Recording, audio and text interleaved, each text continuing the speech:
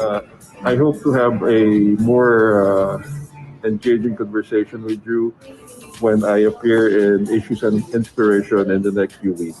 So I hope to see you there. Maraming salamat po.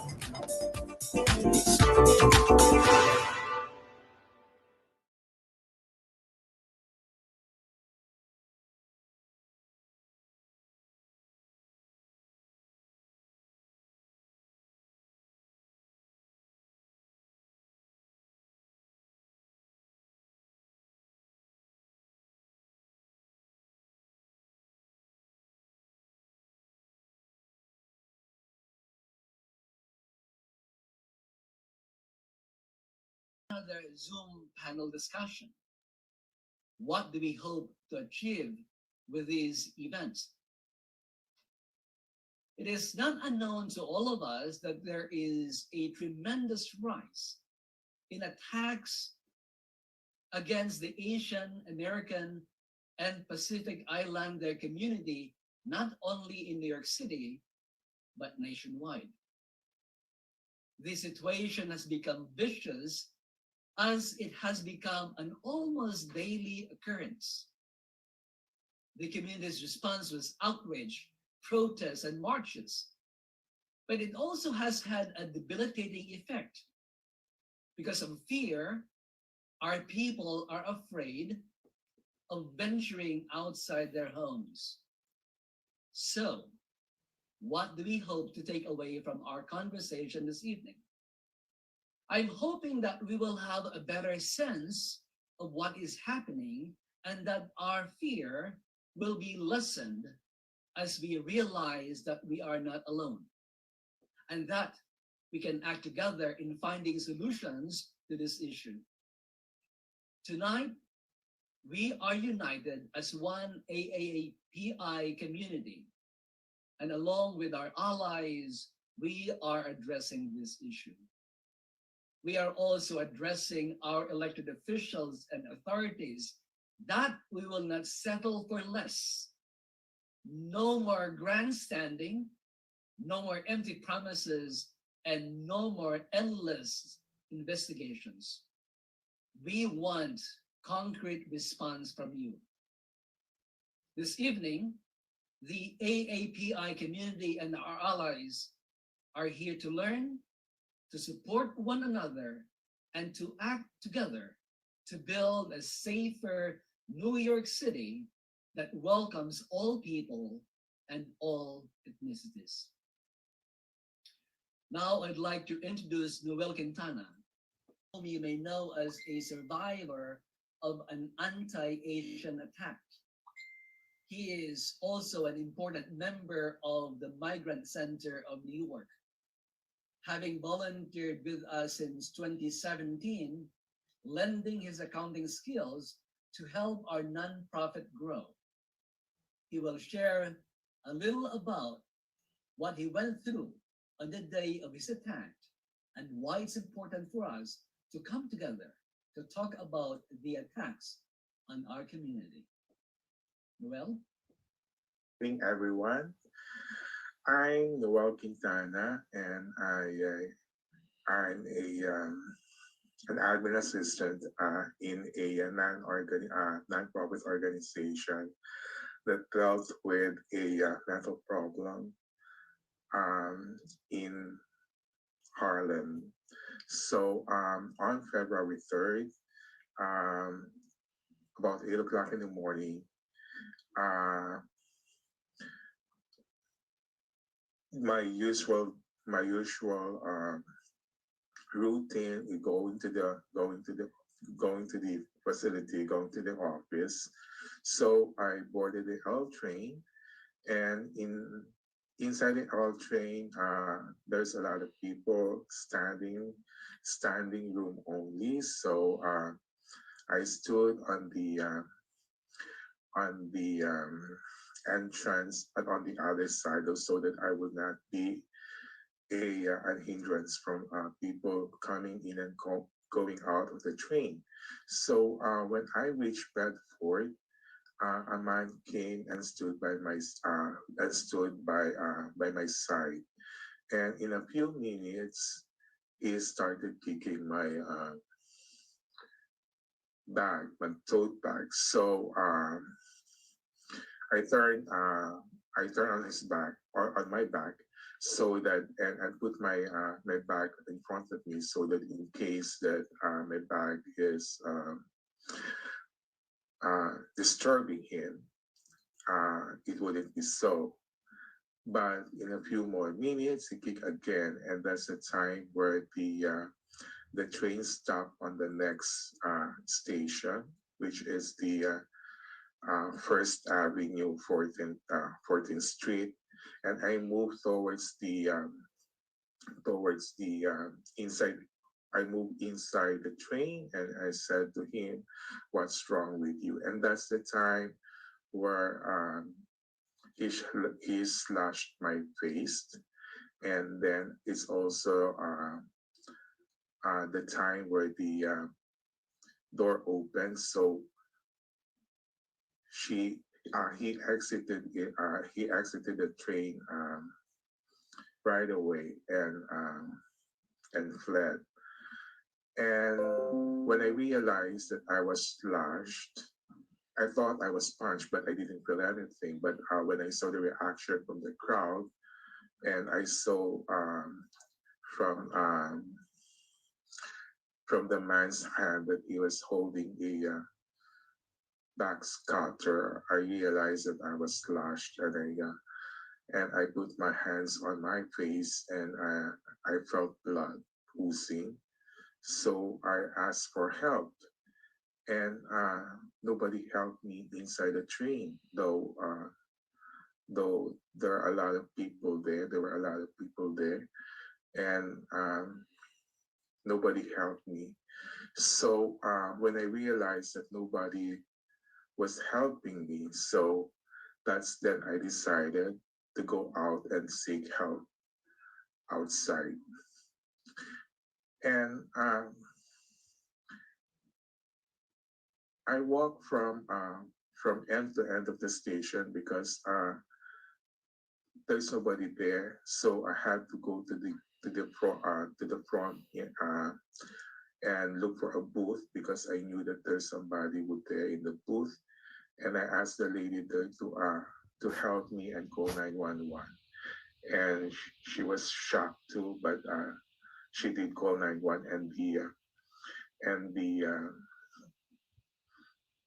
police came, and a few more minutes, um, the medic came, and they asked me if I could still walk. I said yes. And I did walk, but in the middle towards the ambulance, I felt dizzy. So that's the time where they put me in the stretcher, and they drove me to Bellevue Hospital, where repaired my my face, the slashes. But the blood was still oozing and it didn't stop. So um, they asked me if they want me to be operated in the operating room so they could see and clean my face, which I agreed. And the operation took about 3 hours just to do do some stitches in my face. And I felt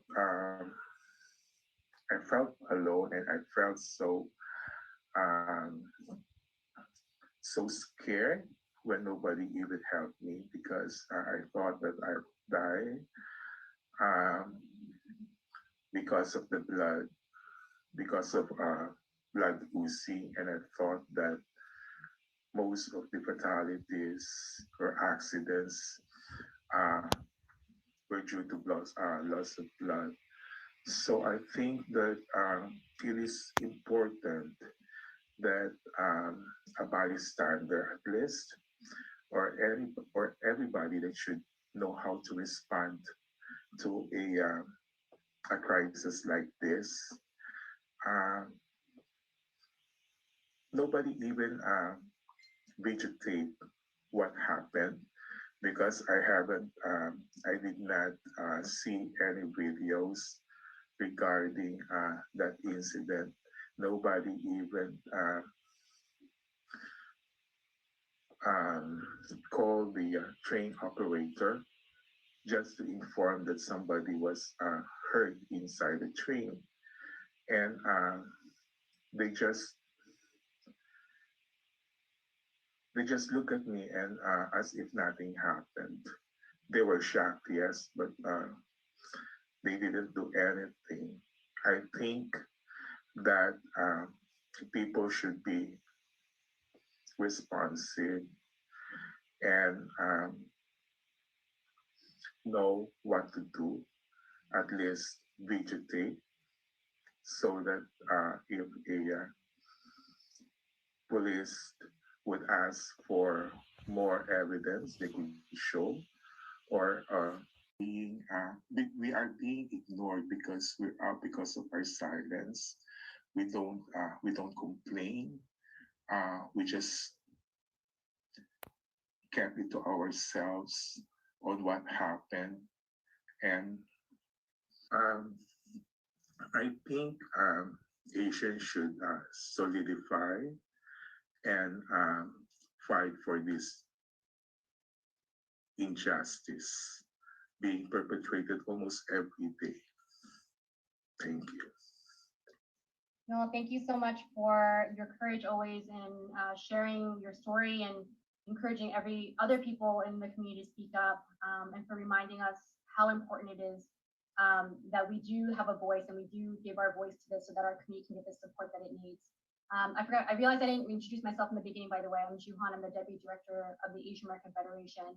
While most people here probably understand pieces of the history that got us here, let's just spend the first question getting everybody on the same page on the history of Asian Americans in this country and what might have led up to this moment. We're first going to start with Kevin to get a historical context. The Asian American Federation for having me here today. I think one of the things that's so important for us to recognize is that while there definitely has been an uptake in anti-Asian hate this past year as a result of the pandemic and some of the anti-Asian rhetoric that may have been spewed since 2020, we have to understand that this is something that has been part of the history of what is now known as the United States. When the first Chinese people first started to arrive in the 1800s, there were laws that were created as a way of discriminating against them and even keeping them out of this country. The first immigration law to specifically target people outside of the United States from coming, from certain groups from coming to the United States was targeted towards Chinese women in 1875, the Page Act, followed by the Asian Exclusion Act, also known as the Chinese Exclusion Act in 1882, with later iterations in 1924 as well. And so when we think about the history of Asian Americans in this country, we have to acknowledge that immigration laws were created to keep us out. That prior to then, there were no such things as federal immigration laws to try to keep Asian Americans in. Asian Americans at that time, Chinese Americans, Japanese Americans, Filipino Americans, were viewed as people who were stealing jobs and stealing women, and were viewed as sexualized criminals. And part of that was because majority of the people that came during that time were men. And so we see that there was a lot of anti-Asian violence. There was a massacre that killed hundreds of Chinese people. There was Watsonville riots in 1930, in which Filipino people were targeted. We also have seen the Japanese internment during World War II.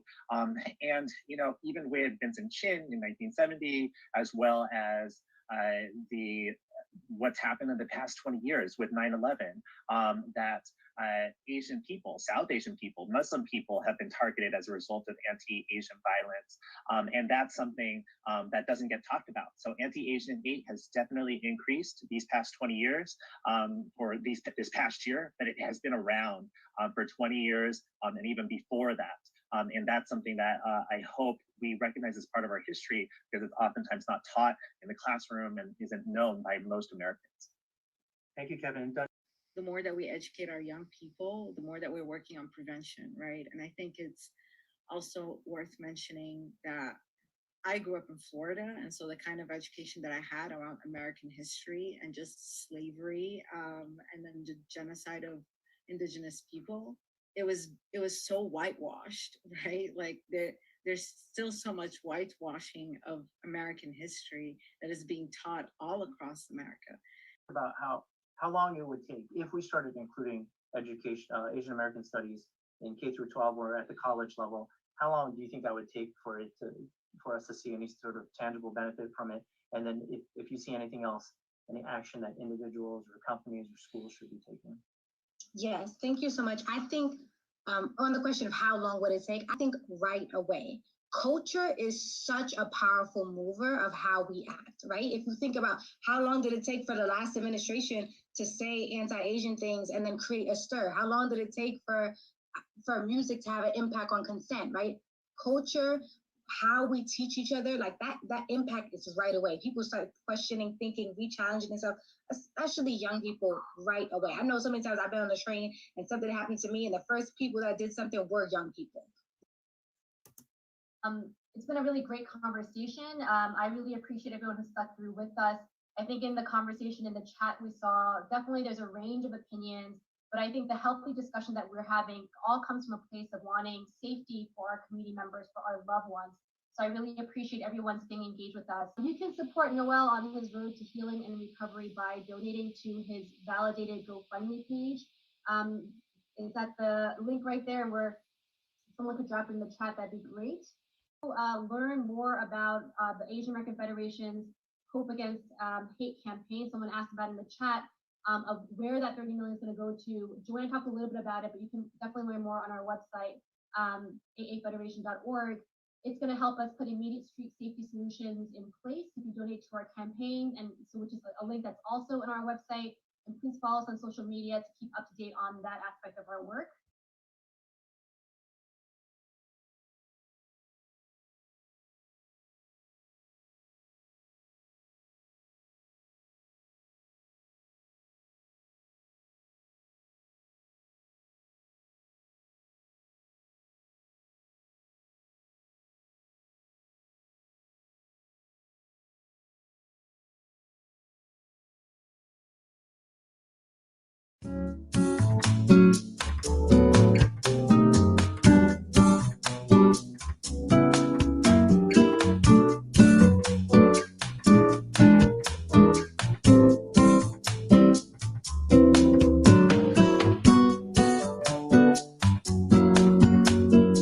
Consul General Cato is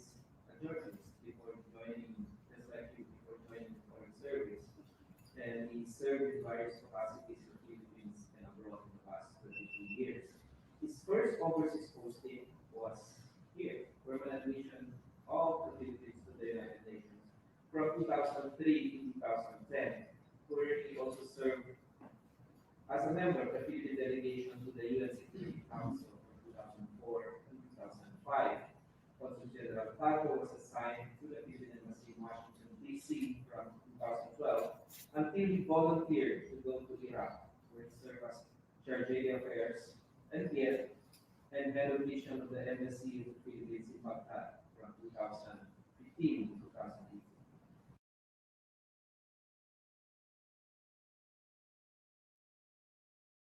How do you position yourself as a leader for the PhilAms here in New York and in the East Coast? Bago po lahat, magandang hapon po sa inyo at sa lahat ng ating mga kababayan dito Uh-huh. sa New York at sa ibang mga lugar na sakop ng ating Consulate General dito sa New York. Ako po si Elmer Cato, ang bagong Consul General ng Pilipinas dito sa New York. At I'm just on my fourth day today. I just arrived from Libya last week, where I spent 2 years serving our kababayan there. Uh-huh. So this is not my first time here in New York. I've been here for my first assignment in the early 2000s. My parents live here, and I've been visiting since the early 1990s. So hindi na po iba yung New York sa akin. Right. And ngayon po ako'y binigyan ng opportunity to serve as Consul General dito. Gusto ko po sana na under my leadership, yung inyong consulate would be able to really reach out sa ating mga kababayan. I want to be more inclusive. I want to interact with more of our kababayan, especially those who we have not been regularly interacting with.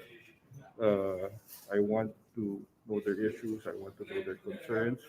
And I want to assure them that their consulate general is here to assist them. Like right now, we have this issue of Asian hate, and we would like to reach out and tell our kababayan who have expressed serious apprehensions about their safety and security in the wake of the surge and incidents, and violent incidents involving some of our kababayan. We want to assure them that the consulate is here to help you. Uh-huh. Baka may maitulong po kami sa inyo, huwag po kayong magatubiling lumapit sa amin.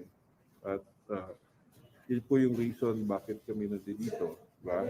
Yeah. We're not just the place you go to for passport renewals or to get your documents authenticated. There are other functions of the consulate that you may not be aware about, especially if you're Filipino citizens pa rin, diba? We could come in and help you in some other way. So please do not hesitate to reach out to us. Nandito po kami. I'm on Facebook. You could add me. You could message me. Twitter. Diba? So nandiyan na kayo. You could call us. We're there. We have this hotline that we recently reactivated for you to call if you have serious concerns about your safety and security or just any other concern.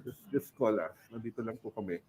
And I hope to be able to go around in the near future to have conversations with you, whether in Little Manila, in Woodside, or just the Jersey City, sa mga kainan dyan. And of course, I'd like to take this opportunity as well, diba? Dahil yung pandemic, marami na apekto sa atin, apektado, especially small Filipino businesses. So, malaking tulong po yung mabibigay natin kung tangkilikin po natin itong mga small businesses natin, especially mga restaurants na maliliit. Yan, sa Woodside, sa Jersey City. So, we could go dine in if allowable, or maybe just go out for takeout. Diba? Mm-hmm. So, ganun ho, we promise that under my leadership, your consulate would be more engaged, would be more responsive. So please don't hesitate to reach out to us if you need our assistance. Thank you so much, Conjen. All the best. Thank you. Take care po. Salamat. Uh, I hope to have a more engaging conversation with you when I appear in Issues and Inspiration in the next few weeks. So I hope to see you there. Maraming salamat po.